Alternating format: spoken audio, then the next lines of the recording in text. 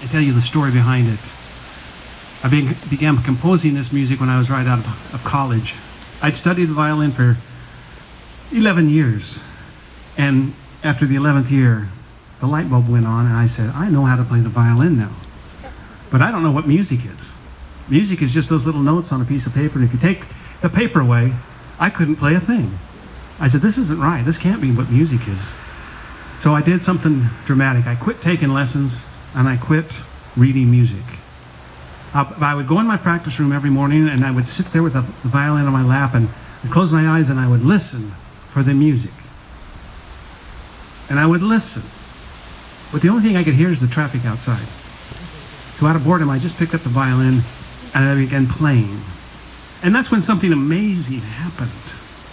Not only did music come to be, but the vision of the music as well. It was like I was watching a movie in my mind, and the violin was playing the soundtrack.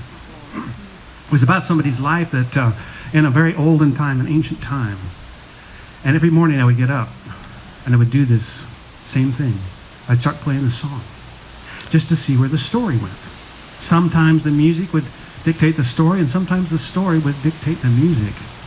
But it was always fascinating. It was very personal. It came from very deep inside me, from deep within my ancestral DNA.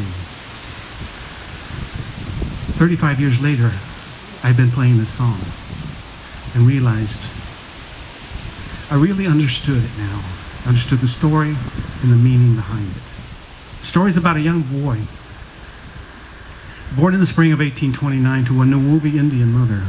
The Nuwubi Indians later became grouped with the Southern Paiutes. His father was a Scottish frontiersman, an explorer, a trapper, trader, and a fiddler, who soon after the birth of Quanich announced he was going down the old Spanish trail to bring back horses for these people. In other words, he's going to go down, steal some horses, and try to get back before they catch him. He was probably a better fiddler than he was a horse thief, because they never saw him again. And he had left his fiddle behind, his good faith. So anyway, Quanich is raised on the Shivwit Plateaus north of the Grand Canyon, and he learns the traditional way of life. He learns to make arrowheads and hunt with his own bow and arrow. He learns the dances, the language, the customs, the cultures. And he watches his mother as she gathers the grass seed in her big basket, which will be ground down into meal. We'll have other things added to it, like pine nuts, cactus fruit, and an occasional lizard that they roast on the fire. What they make is called a Paiute biscuit. It's full of high protein and energy, because these people were foot people. They walked everywhere, they climbed, they carried everything on their heads or their backs. They had a lot of endurance ability. So I'm going to play the first movement for you now, called Birth and Tribal Life, with the introduction that gives you the story of Quanich's mother as she carries the young boy in the womb. She dreams of his life. She sees his life in her dreams and is frightened by these hardships, by these painful experiences that he's going to encounter. But when she awakens, a calmness has overtaken her, and she realizes that this boy, this baby, is bringing important medicine to her people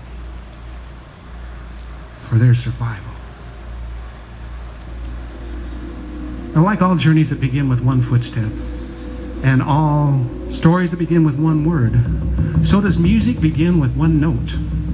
And this is the note that began the journey of a Paiute.